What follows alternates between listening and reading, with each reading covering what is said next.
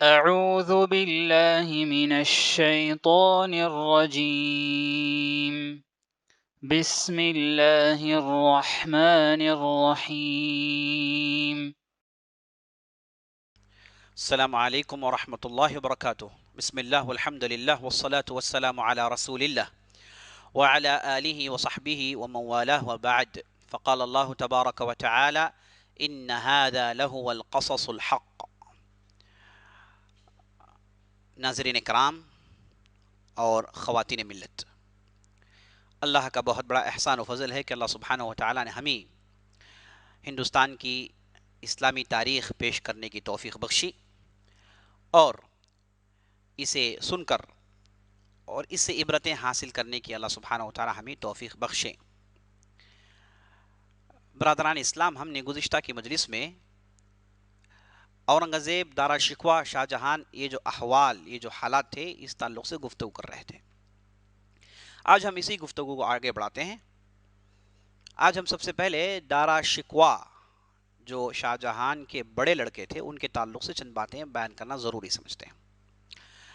یہ جو دارا شکوہ صاحب تھے، انہوں نے اپنی زندگی میں 3 کتابیں لکھی۔ فارسی کے ایک زبردست انشا پرداز تھے، بہترین رائٹر تھے، اور جیسے کہ میں نے بتایا، یہ بڑے لڑکے ہونے کے ناطے شاہ جہان نے انہیں ہمیشہ اپنے پاس رکھا۔ یہ ہمیشہ دارالسلطنت میں رہتے تھے اور شاہ جہان کی انہیں خاص صحبت نصیب تھی، اور بقیہ جو شجاع، مراد اور اورنگزیب تھے، یہ دور دراز علاقوں میں اپنی اپنی گورنری کر رہے تھے، اور دارالشکوہ ہی میرے بعد تخت نشین ہونے والے ہیں، اسے شاہ جہان نے عمل میں بھی کر کے دکھا دیا۔ لیکن یہ جو اورنگزیب تھے، یہ بہت ہی ہونہار، اور دوسرے بھائی بھی بہت ہی ہونہار تھے، اور دارالشکوہ کو یہ ہمیشہ یہ ڈر لگا ہوا تھا کہ کہیں بھائی لوگ ان کے بادشاہ بننے کے راستے میں روڑے نہ اٹکا دیں، اور یہ اپنے بھائیوں سے ہمیشہ ڈرا کرتے تھے۔ اور گزشتہ کی مجلس میں ہم نے دیکھ لیا کہ شاہ جہان نے اپنے بچوں میں جس طریقے سے ڈسکرمنیشن اور بے انصافی کی تھی ایک حساب سے، اس کے نقصانات انہیں جھیلنے پڑے۔ یہ جو دارالشکوہ تھے، جیسے میں نے بتایا، ان کی 3 کتابیں تھیں: سفینۃ الاولیاء، سکینۃ الاولیاء، مجمع البحرین۔ بہترین فارسی کے رائٹر تھے اور فارسی کے شاعر تھے۔ یہ جو شخصیت تھی، یہ شخصیت جب ان کی عمر 19 سال کی تھی، ان کا تعارف ایک صوفی حضرت سے ہوتا ہے، اور وہ صوفی حضرت کے انتہائی دل دادہ ہو جاتے ہیں، اور ان کے سامنے وہ سجدے کیا کرتے تھے، وہ ان کے سر میں ہاتھ پھیرتے تھے۔ اس طریقے سے وہاں سے ان کے اندر ایک اس قسم کی جو ہے ایک صوفیزم اور تصوف کا جو ہے ایک میل ان کے اندر پیدا ہو گیا۔ تو اس کے بعد سے لے کر وہ اسی چیز کو لے کر اسی چیز میں انٹرسٹ زیادہ دکھانے لگے۔ تو آپ نے گزشتہ مجلس میں سرمد کے تعلق سے سنا کہ کیسے وہ لگاؤ پیدا ہوا اور آخرکار سرمد کا کیا حشر ہوا، یہ آپ نے سن لیا۔ تو یہ دارا شکوہ تھے جنہوں نے انہیں شہ دے کر انہیں مشہور کروا دیا تھا۔ تو یہ ایسے مجذوب جو بھی سڑکوں میں گھومتے تھے، جن کے پاس لباس کا کوئی سد بد نہیں تھا، کھانے پینے کا کوئی سد بد نہیں تھا، نہ نماز کی پابندی تھی، شریعت سے دور تھے، ایسے لوگوں کی جو بہکی بہکی باتیں ہوتی تھی، انہیں یہ قریب کرتے تھے اور ان کے پیچھے یہ رہنا پسند کرتے تھے، اور انہی کے تعلق سے اپنی کتابوں میں لکھا کرتے تھے۔ سفینۃ الاولیاء، سکینۃ الاولیاء، یہ جو بھی 2 بھی کتابیں ہیں، انہی قسم کے اولیاء جو گزرے تھے ان کے تعلق سے انہوں نے تفصیلی گفتگو کی، اور ایسے ہی لوگوں کو اپنی مجلس میں بلاتے تھے۔ اور چونکہ دارا شکوہ کے ذریعے سے جب یہ اقدام ہوا تو دلی کے اندر، آگرہ کے اندر ایسے قسم کے لوگوں کی بھرمار ہو گئی، اور یہاں پر تصوف نے اپنا نیا رنگ اختیار کیا۔ اس سے پہلے جو تصوف تھا، اس تصوف میں تزکیۃ النفس کی باتیں تھیں، اور ادھر ادھر بعض شطحات تھے، تو بھی غالباً علی الاغلب یہی باتیں ہوتی تھی کہ آدمی تزکیۃ نفس کی بات کرے، ساتھ ساتھ شریعت کی پابندی۔ اور چراغ دہلی اور اس کے بعد نظام الدین اولیاء، جو بھی بڑی بڑی شخصیتیں گزری تھیں، انہوں نے حفظ شریعت کی پابندی پر زیادہ ابھارا، اور اسی چیز کو وہ اپنے پاس رکھتے تھے، اور یہی تعلیم انہوں نے دی، اور باقاعدہ فقہ، اصول الفقہ، شریعت کی تعلیم دیا کرتے تھے۔ چراغ دہلی تو یہاں تک انہوں نے کر دیا کہ تصوف کو انہوں نے دوسرے بھول بھلائیوں سے نکال کر وہ شریعت کے بالکل قریب کر چکے تھے۔ لیکن یہ زمانے میں، شاہ جہان کے زمانے میں، تصوف گویا کہ شتر بے مہار ہو گیا، ہر چیز اس میں داخل ہو گئی، ہر رطب و یابس اس میں داخل ہو گئی، اور بھول بھلائیے اور پیچیدگیاں آپ جو بھی کہیے، سب کچھ تصوف میں داخل ہو کے یہ ایک سمجھیے کہ شریعت سے دور ہونا شروع ہو گیا تھا۔ اور اس کے اندر وہ کوشش کی بھی ہاتھ تھی جس کے تعلق سے میں نے پہلے آپ کو بتایا، بھکتی تحریک جو چلی تھی، وہ بھی اس میں زبردست دخل انداز ہو گئے تھے، تو اس لیے اسلام ایک نئے رنگ میں تصوف کے آئینے سے دیکھنا لوگوں نے شروع کر دیا تھا، اور اس کی بھرپور سرپرستی دارا شکوہ نے کی۔ اب یہ جو دارا شکوہ تھے، شروع میں یہ تصوف اور اہل تصوف اس قسم کے مجذوب لوگوں کی طرف مائل تھے، اور اسی میں انہوں نے اپنی جوانی گزاری، اور اسی کو لے کر جو بھی کتابیں لکھی گئی تھیں، انہی کتابوں کی ترویج، انہی کتابوں کا ترجمہ، اسی کے پیچھے پڑے ہوئے تھے۔ اور وہ بادشاہ ہونے کے اور بادشاہ کے لڑکے ہونے کے ناطے دوسرے ترتیب اور انتظامیہ میں انہوں نے اپنے آپ کو مصروف نہیں رکھا۔ اس وجہ سے یہ اورنگزیب جیسے ایک بہترین سیاستدان بن نہیں سکے، اور اورنگزیب جیسی شخصیت یہ اپنے اندر پیدا نہیں کر پائے۔ یہ ایسے ہی اپنی زندگی گزار دیے، اور باپ کی زیادہ محبت اور زیادہ لگاؤ انہیں پنپنے نہیں دیا، چونکہ آدمی اس وقت بنتا ہے جب وہ مختلف قسم کی دقتوں کا سامنا کرتا ہے، اور خاص طور پر بادشاہ ولی العہد وہ لوگ ہوتے ہیں جو روزانہ پرابلمز کو دیکھتے ہیں، موت کو قریب سے دیکھتے ہیں، تو ایسے چیزوں سے ان کی شخصیت بڑی سخت اور گرم اور بڑی مضبوط بن جاتی ہے، اور اس کے بعد وہ قابل بنتے ہیں کہ حکومت چلا پائیں، اور حکومت کی حفاظت ایسے ہی لوگ کر سکتے ہیں۔ ایسی کوئی بھی صفات، ایسی کوئی بھی چیز دارا شکوہ کے اندر نہیں پائی جاتی تھی، اور ان کے مجلسوں میں ایسے قسم کا آنا، ایسی مجلسوں میں بیٹھنا انہیں سمجھی کہ حکومت سے کافی دور کر دیا تھا۔ لیکن ان کے جو والد تھے وہ اسی پر اصرار کر رہے تھے کہ میرے بعد یہی بادشاہ بنے گا۔ اچھا، یہاں پر دارا شکوہ کی بات ختم نہیں ہوتی۔ وہ چند دن جب وہ صوفیت میں گزارے، تب صوفیت کے اندر وہ صلح کل اور صوفیت کے اندر جو وحدت الوجود کی جو باتیں ہیں، اور افسوس کہ میں مجدد الفسانی سرہندی کے تعلق سے تفصیل بیان نہیں کر پایا، انشاءاللہ کبھی فرصت سے اس پر گفتگو کریں گے، کہ انہوں نے وحدت الوجود کے اس کانسیپٹ کو ختم کر کے وحدت الشہود لانے کی کوشش کی تھی۔ وحدت الوجود، ہر چیز میں اللہ کو دیکھنا، اپنے اندر اللہ کو دیکھنا، ہر چیز میں اللہ کو دیکھنا، یہ ہے وحدت الوجود۔ وحدت الشہود میں یہ کہ ہر چیز میں اللہ نہیں ہے، بلکہ ہر چیز میں اللہ کی جھلکیاں ہیں، یہ بتانے کی کوشش کی جاتی ہے وحدت الشہود میں۔ وحدت الوجود ایک خطرناک صوفیزم کا ایک کانسیپٹ ہے جو پورے کا پورا ہندو مذہب سے لیا گیا ہے۔ وہ بھی ہر چیز کے اندر خدا دیکھتے ہیں، اسی لیے دیکھتے ہیں کہ آپ ہر چیز کی عبادت کرتے ہیں، اب جب آپ روکتے ہیں تو کہتے ہیں کہ یہ بھی تو خدا ہے، اس کے اندر بھی تو خدا ہے، خدا کی جو ہے اس کے اندر جھلکیاں ہیں، اور کبھی کبھار کسی شخص کو وہ خدا کر دیتے ہیں، کیونکہ وہ دیکھتے ہیں کہ ان کے اندر بھی بعض خدا کی جھلکیاں ہیں، اور بعض خدا کی جو ہے اس کے اندر جو ہے کرامتیں ہیں، یا پھر معجزات ہیں، یا پھر عجیب و غریب چیزیں ہیں۔ تو اسی کو لے کر صوفیت کے اندر جو مجذوب پن کے پیچھے گھومنا ہے، مجذوب لوگوں کو، مجنون لوگوں کو وہ اپنے قریب کرتے ہیں، وہ بھی یہی کانسیپٹ ہے کہ یہ جو دیوانے ہیں، یہ جب دیوانے ہو جاتے ہیں تو یہ اپنے کنٹرول میں نہیں ہوتے، تو ایسی صورت میں ان کے اندر اللہ کا کنٹرول زیادہ ہوتا ہے۔ سمجھیے کہ اس کے اندر قدری فرقے کی بھی بعض چیزیں پائی جاتی ہیں، تو جب اللہ کا کنٹرول ان پر زیادہ ہو جاتا ہے تو اللہ کے یہ زیادہ قریب ہوتے ہیں، جب اللہ کے قریب زیادہ ہوتے ہیں تو ان کے ذریعے سے ہم اللہ کے قریب ہو سکتے ہیں۔ یہ سوچ تصوف کے بعض لوگوں کے پاس ہونے کی وجہ سے یہ پاگل مجذوب لوگوں کو یہ بڑے شہ دیتے ہیں، بڑے چڑھا کر دکھاتے ہیں، یہی وجہ ہے۔ تو یہ جو وحدت الوجود کا جو تصور تھا، جس کے اندر ڈوب کر دارا شکوہ نے اپنے آپ کو گما دیا، یہ سمجھیے آپ۔ تو جب یہ ایسی چیزوں میں بہت آگے، بہت زیادہ آگے بڑھ گئے تھے، اور شریعت کی پابندی بھی تقریباً ختم ہو رہی تھی، دوسری شریعت کی باتیں، شریعت پر عمل، سمجھیے کہ شریعت سے بہت دور ہو کر طریقت میں بہت زیادہ دور جا کر، طریقت کے بھول بھلیوں میں بھٹک کر کہیں کا کہیں پہنچ گئے تھے یہ دارا شکوہ۔ اب نہ کہ صرف بات یہاں رکی، بات اس سے آگے بڑھتی ہے، اور یہ یوگیوں اور جوگیوں اور رشیوں منیوں کو بھی انہوں نے اپنے زمانے میں قریب کر لیا، اور ان کی کتابوں کو پڑھنا شروع کرتے ہیں، اور ان کے جو اہم جو سوامی تھے، ان کے جو بھی تھے، ان کے یہاں بیٹھنا، ان کی مجلسوں میں جانا، ان کے طرف زیادہ مائل ہونا، بلکہ وہ اسلامی لوگوں سے زیادہ ان کی طرف زیادہ مائل ہونا شروع ہو گیا، چونکہ وہ دونوں کو ایک دیکھنا شروع کر چکے تھے۔ ان کے اندر جو صلح کل کا جو کانسیپٹ، اور اس کے بعد وحدت الوجود جو اصل میں ہندو ویدانت سے لیا گیا تھا، تو ویدانت کو یہ پڑھنا شروع کرتے ہیں، اور ویدانت کا ترجمہ ہوا، بھگوت گیتا کا ترجمہ کرتے ہیں، اور یہی فارسی زبان میں کرتے ہیں، اور یا پھر کرواتے ہیں، بہت ساری چیزوں کو انہوں نے ہندو مت کی ترجمہ کروا کے وہ اپنے پاس اپنے اندر رکھتے تھے، اور انہی لوگوں کے ساتھ بیٹھنا اٹھنا ان کا بہت زیادہ ہو گیا تھا، یعنی اس اعتبار سے وہ ایک سوامی کی بھی شکل اختیار کر چکے تھے، اور اس تعلق سے وہ کئی جگہ لکھتے بھی ہیں۔ تو یہ ان کی جو کوشش، اصل یہ کوشش تھی کہ ہندو جو ویدانت جو کانسیپٹ ہے اسے شریعت کے ذریعے سے اس کی تطبیق دی جائے، یعنی اسلام میں لا کر اسے امپلیمنٹ کیا جائے، یعنی اسے اسلامی رنگ دیں، اسلامی رنگ دے کر اس کانسیپٹ کو اختیار کرنے کی بھرپور کوشش کی جائے. یہ انہوں نے مجمع البحرین نامی انہوں نے کتاب لکھی، اس میں انہوں نے بھرپور کوشش کی ہے. یعنی وہ جو ہندو مذہب کے اندر جو بھی ہے وہ بھی اسلام ہی ہے، یہ دبے الفاظ کہنے کی انہوں نے بھرپور کوشش کی. تو یہ شخصیت تھی دارا شکوہ کی. جب انہوں نے ایسی کرتوتیں کرنا شروع کر دی تو علماء نے ان پر رد کرنا شروع کر دیا. دیکھیے یہ کہا علماء نے کہ دیکھیں یہ ان کا آغاز یہیں سے ہوا، دیکھیں کہاں اختتام ہو رہا ہے.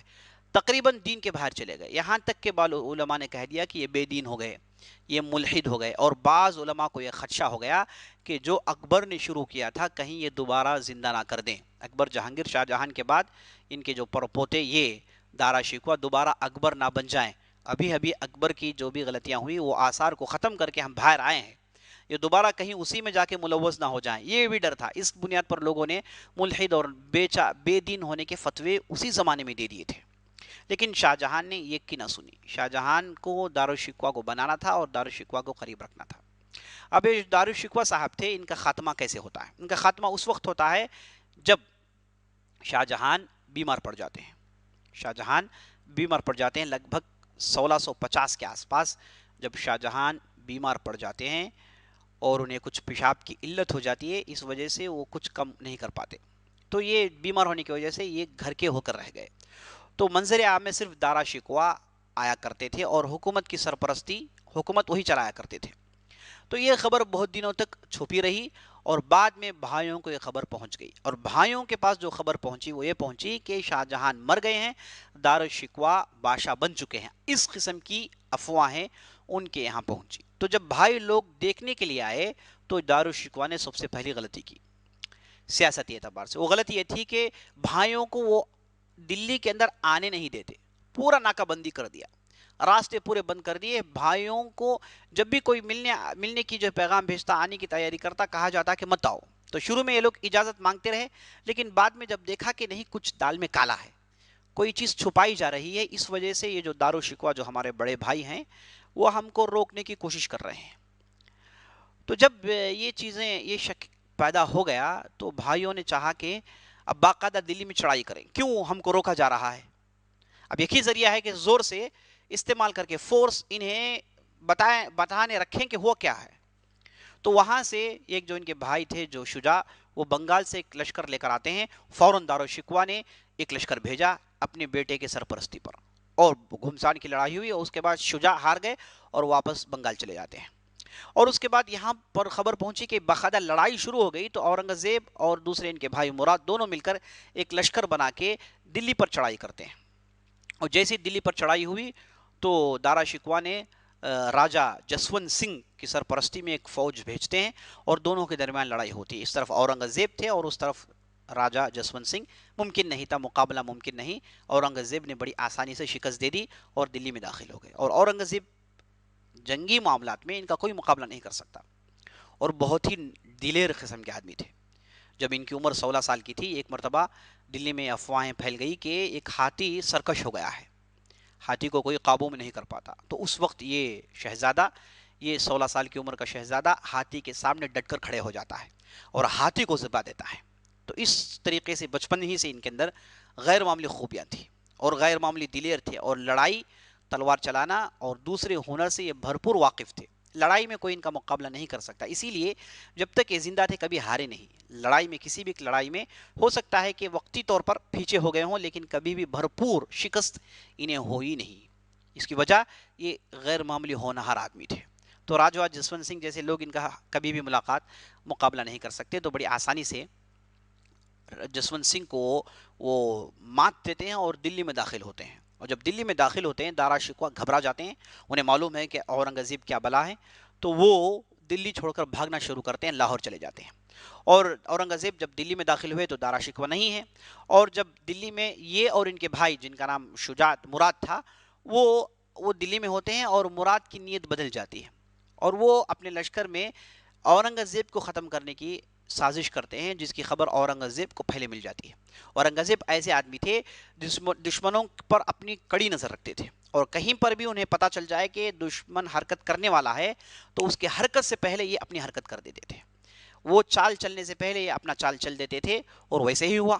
یہ جو مراد تھے انہی کے ساتھ رہ کر، انہی کے لشکر میں رہ کر وہ اورنگزیب کو ختم کرنے کی کوشش کرتے ہیں، تو اورنگزیب اپنی چال چل کے اور مراد کو موت کا سامنا کرنا پڑتا ہے۔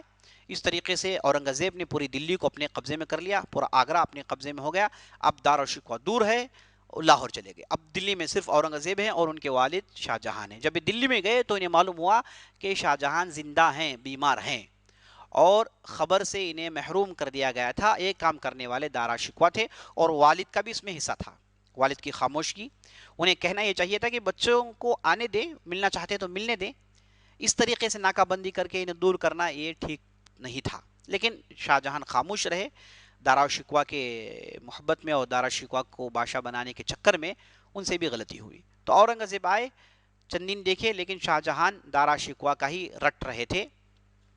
دارالشکوہ کے ساتھ جو ہوا اور دارالشکوہ کی جو غلطی تھی وہ جاننے کے باوجود دارالشکوہ کا رٹ کر رہے تھے، تو اورنگزیب آخرکار مجبور ہو کے شاہ جہاں کو نظر بند کر دیتے ہیں۔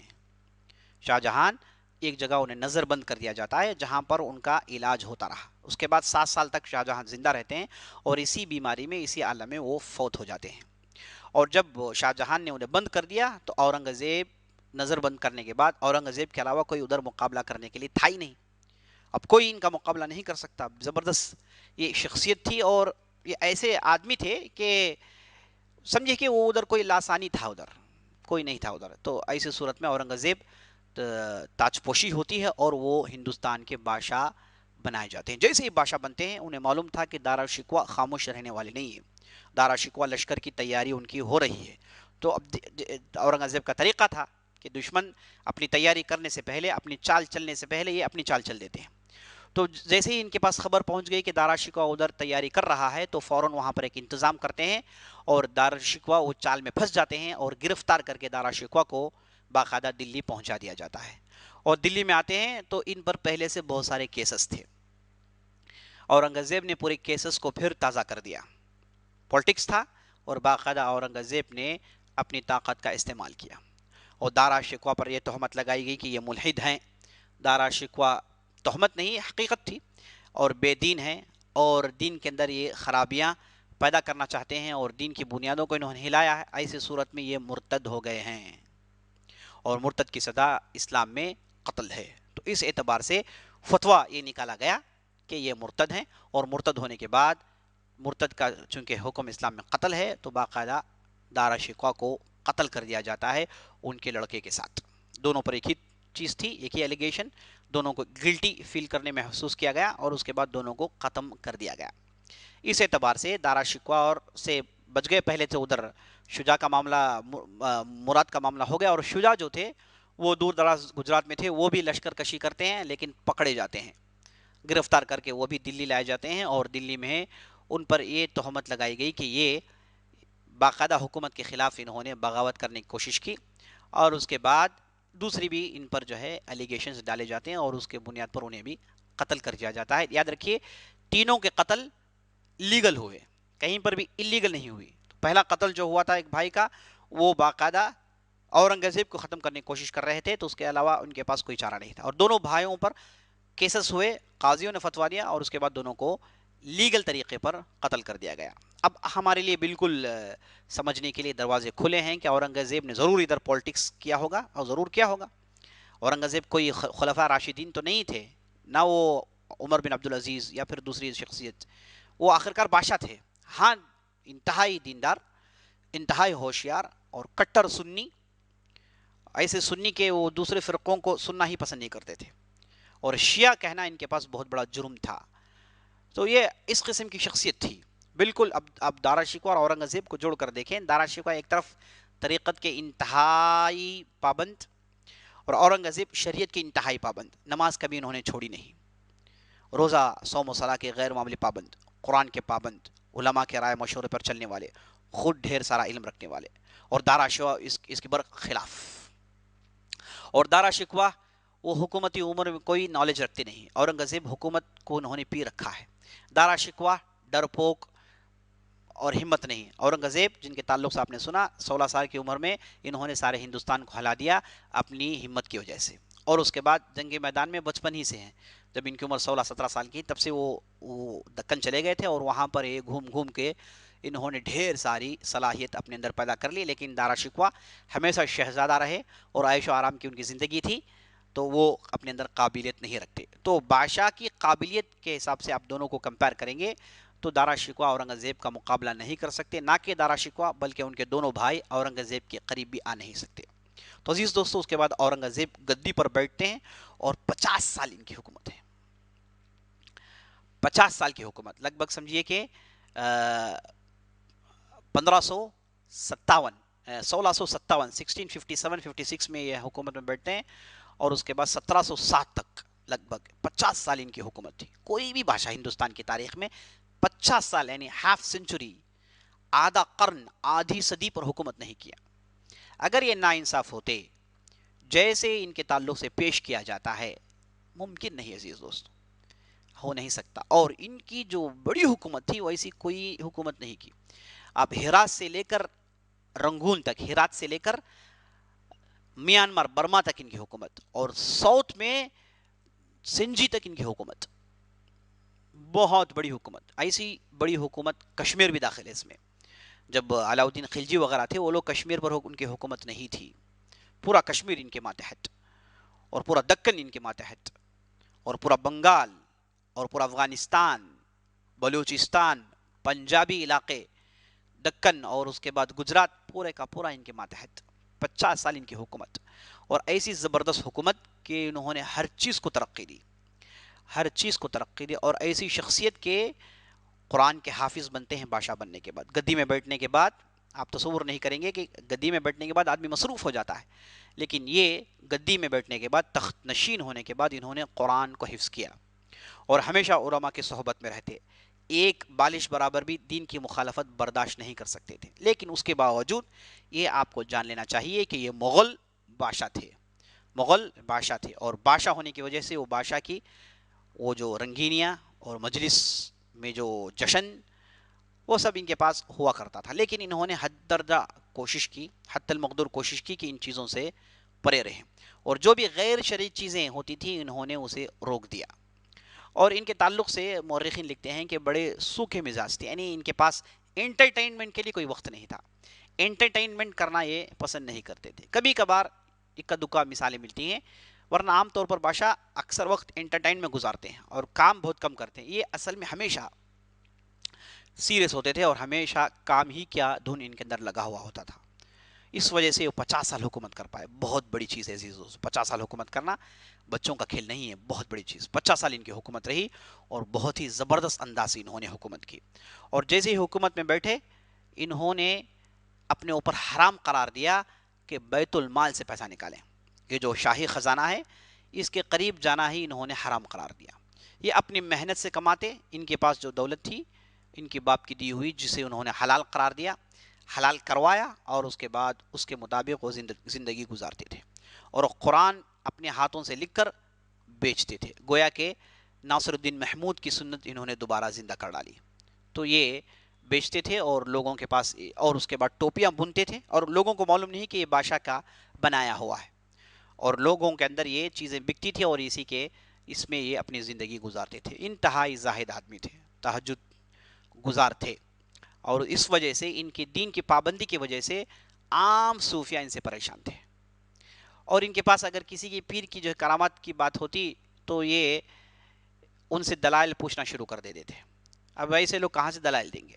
اور فلاں کے تعلق سے کہا گیا کہ ان کی درگاہ پر جائیں گے تو سب کچھ ہو جائے گا، تو اس درگاہ پہ جا کے کہتے ہیں کہ بھائی بتائیں کہ خدا کے علاوہ کون کیا کر سکتا ہے۔